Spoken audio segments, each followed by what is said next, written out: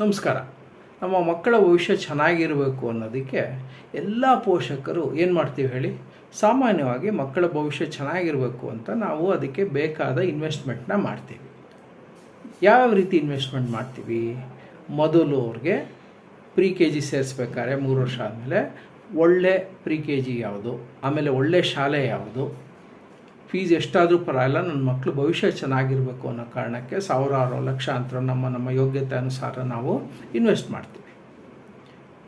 ಆಮೇಲೆ ಹೈಯರ್ ಎಜುಕೇಷನಲ್ಲಿ ಯಾವ ಕೋರ್ಸ್ಗೆ ಸ್ಕೋಪ್ ಇದೆ, ಯಾವ ಕೋರ್ಸ್ ಮಾಡಿದ್ರೆ ಕೆಲಸ ಸಿಗುತ್ತೆ, ಅಥವಾ ಯಾವ ಕೋರ್ಸ್ ಆದಮೇಲೆ ಕೆಲಸ ಸಿಕ್ಕಿ ಅದರಲ್ಲಿ ಬೆಳೀತಾರೆ ನನ್ನ ಮಕ್ಕಳು, ಈ ಥರ ಏನೇನೋ ಆಲೋಚನೆಗಳು ಇಟ್ಕೊಂಡು ಎಷ್ಟೇ ಕಷ್ಟ ಆದರೂ ಪರವಾಗಿಲ್ಲ ಇನ್ವೆಸ್ಟ್ಮೆಂಟ್ ಮಾಡಿ ಮಕ್ಕಳಿಗೆ ಓದಿಸ್ತೀವಿ.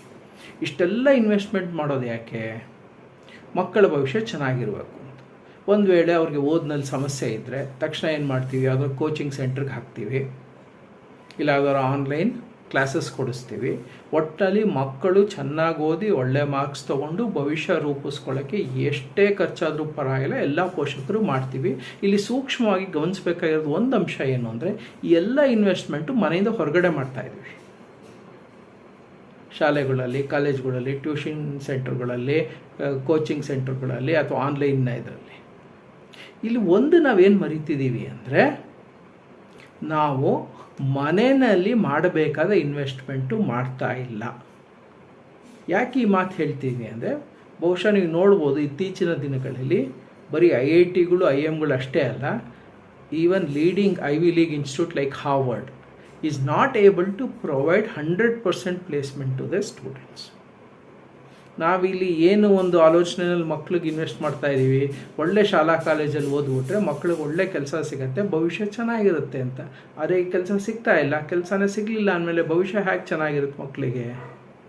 ಇಲ್ಲಿ ನಾವು ಯೋಚನೆ ಮಾಡಬೇಕಾದ ಅಂಶ ಏನು ಅಂದರೆ, ನಾವು ಬರೀ ಹೊರಗಡೆ ಜಗತ್ತಿನಲ್ಲಿ ಇನ್ವೆಸ್ಟ್ಮೆಂಟ್ ಮಾಡಿದ್ರೆ ಸಾಕ ನಮ್ಮ ಮಕ್ಕಳು ಭವಿಷ್ಯಕ್ಕೋಸ್ಕರ, ಅಥವಾ ಮನೆಯಲ್ಲೂ ಏನಾರು ಇನ್ವೆಸ್ಟ್ಮೆಂಟ್ ಮಾಡಬೇಕು? ಮನೆ ಇನ್ವೆಸ್ಟ್ಮೆಂಟ್ ಅಂದರೆ ಏನು ಅನ್ನೋದ್ರೆ, ಎಲ್ಲದಕ್ಕಿಂತ ಮುಖ್ಯವಾಗಿ ಸಮಯ. ನಿಮ್ಮ ಮಕ್ಕಳಿಗೆ ಎಸ್ಪೆಷಲಿ ಬೆಳೆಯೋ ಫೇಸಲ್ಲಿ, ಅಡೋಲಸೆನ್ಸ್ ಟೈಮಲ್ಲಿ ನೀವು ಅವ್ರಿಗೆ ಹೆಚ್ಚಿನ ಸಮಯವನ್ನು ಕೊಡಬೇಕು. You have to spend quality time with your kids. ಮತ್ತು ಅವರು ಚಿಕ್ಕವರಿದ್ದಾಗಲೇ ಅವ್ರಿಗೆ ಶಿಸ್ತನ್ನು ಕಲಿಸ್ಬೇಕು. ಟೈಮ್ ಮ್ಯಾನೇಜ್ಮೆಂಟ್ ಅಂದರೆ ಏನು, ಯಾಕೆ ಟೈಮ್ ಮ್ಯಾನೇಜ್ಮೆಂಟ್ ಮಾಡಬೇಕು, ಸಮಯದ ಮಹತ್ವ ಏನು? ಅವ್ರಿಗೆ ಒಂದು ಮಾತು ನಾವು ಹೇಳ್ಬೋದು, ನೋಡಪ್ಪ, ಕಳೆದು ಹೋದ ಸಮಯದಲ್ಲಿ 10 ಸೆಕೆಂಡ್ ನೀವು ವಾಪಸ್ ತರೋಕ್ಕಾದ್ರೂ ನೀನು ಸಮಯನ ಹೇಗೆ ಬೇಕಾದ್ರೂ ಹಾಳು ಮಾಡು. ಆದರೆ ಕಳೆದು ಹೋದ ಸಮಯದಲ್ಲಿ 1 ಸೆಕೆಂಡು ನಾವು ವಾಪಸ್ ತರೋ ಕ್ಷಮತೆ ನಮ್ಮಲ್ಲಿಲ್ಲ ಅಂದಮೇಲೆ ಸಮಯದ ದುರುಪಯೋಗ ಪಡಿಸ್ಕೊಳ್ದಲೆ ಸಮಯನ ಸರಿಯಾಗಿ ಉಪಯೋಗಿಸ್ಕೊಳ್ಳೋದು ಕಲಿಬೇಕು. ಇದು ನಮ್ಮ ಮಕ್ಕಳಲ್ಲಿ ಶಿಸ್ತನ್ನು ಕಲಿಸ್ಬೇಕು. ಮತ್ತು ಮಕ್ಕಳಲ್ಲಿ ಒಂದು ಪ್ರೋಗ್ರೆಸಿವ್ ಮೈಂಡ್ಸೆಟ್ ಬೆಳೆಸಬೇಕು ಮನೆಯಲ್ಲಿ. ಅಂದರೆ ಮಕ್ಕಳನ್ನು ನಾವು ಬರೀ ಪರ್ಫಾರ್ಮೆನ್ಸ್ ಅಥವಾ ಔಟ್ಕಮ್ ಆಧಾರ ಅಲ್ಲದೆ ಅವರು ಅದಕ್ಕೆ ಎಷ್ಟು ಶ್ರಮ ಹಾಕ್ತಾರೆ ಮತ್ತು ಸೋಲನ್ನು ಹೇಗೆ ತಗೊತಾರೆ, ಸೋಲನ್ನು ಸರಿಯಾದ ರೀತಿಯಲ್ಲಿ ತಗೊಳ್ಳೋದಕ್ಕೆ ಅವ್ರನ್ನ ತಯಾರಿ ಮಾಡಬೇಕು. Because failure is not the end of the world. In fact, you can learn from your failures and be more successful in your next attempt. ಈ ಒಂದು ಪ್ರೋಗ್ರೆಸಿವ್ ಮೈಂಡ್ಸೆಟ್ನ ಮಕ್ಕಳಲ್ಲಿ ಬೆಳೆಸಬೇಕು. ಮಕ್ಕಳಿಗೆ ಸ್ಕಿಲ್ಸ್ ಕಲಿಸ್ಬೇಕು. ಉದಾಹರಣೆಗೆ ಸೋಷಿಯಲ್ ಸ್ಕಿಲ್ಸ್, ಕಮ್ಯುನಿಕೇಷನ್ ಸ್ಕಿಲ್ಸ್. ಮನೆಗಿಂತ ಉತ್ತಮವಾದ platform ಎಲ್ಲೂ ಸಿಗೋದಿಲ್ಲ ಮಕ್ಕಳಿಗೆ. ಆ್ಯಂಡ್ ಮಕ್ಕಳನ್ನ ಕಂಪೇರ್ ಮಾಡಬೇಡಿ, ಮಕ್ಕಳನ್ನ ಜಡ್ಜ್ ಮಾಡಬೇಡಿ.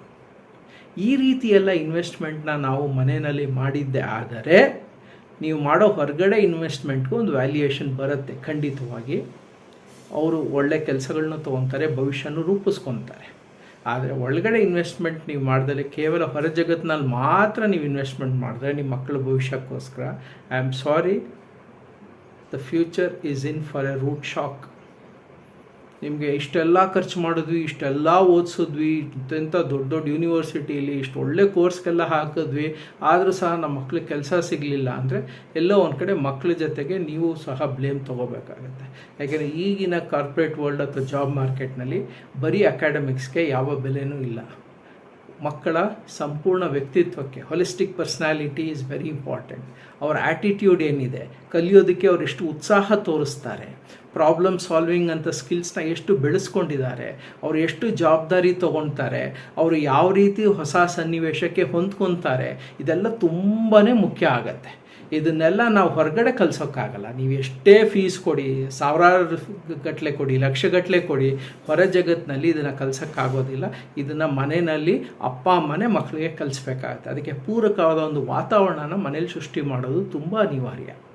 So think about it. ಹೊರಗಡೆ ಇನ್ವೆಸ್ಟ್ಮೆಂಟ್ ಮಾಡಿ ಯಾರೋ ಔಟ್ಸೋರ್ಸ್ ಮಾಡ್ದಂಗೆ ಅವ್ರ ಜವಾಬ್ದಾರಿ ತೊಗೊಳ್ಳಿ ಅಂದರೆ ಖಂಡಿತ ಯಾವ ಶಾಲಾ ಕಾಲೇಜು ಜವಾಬ್ದಾರಿ ತೊಗೊಳಕ್ಕೆ ಆಗೋದಿಲ್ಲ. ಈ ಜವಾಬ್ದಾರಿನ ಅಪ್ಪ ಅಮ್ಮಾಗಿ ನಾವೇ ತೊಗೋಬೇಕು. ಮನೆಯಲ್ಲೇ ಮಕ್ಕಳ ಜೊತೆ ವರ್ಕ್ ಮಾಡಬೇಕು. ಹಾಗಾಗಿ ಅವ್ರಿಗೆ ಸಮಯ ಕೊಡೋದು, ಅವ್ರಿಗೆ ಏನು ಕಲಿಯೋದಕ್ಕೆ ಬೇಕಾದ ಒಂದು ವಾತಾವರಣ ಆಗಲಿ, ಬೆಂಬಲ ಆಗಲಿ ಕೊಡೋದನ್ನು ನಾವು ಮರಿಬಾರ್ದು. ಈ ರೀತಿ ಮಾಡಿದ್ದೇ ಆಗಲಿ ನಿಮ್ಮ ಮಕ್ಕಳ ಭವಿಷ್ಯ ಖಂಡಿತವಾಗೂ ಚೆನ್ನಾಗಿರುತ್ತೆ. ಈ ವಿಚಾರ ನಿಮಗೆ ಇಷ್ಟ ಆಯಿತು ಅಂದರೆ ದಯವಿಟ್ಟು ಬೇರೆಯವ್ರ ಜೊತೆ ಹಂಚ್ಕೊಡಿ. ನಮಸ್ಕಾರ. ನಾನು professor Shankar Bellur, career counsellor.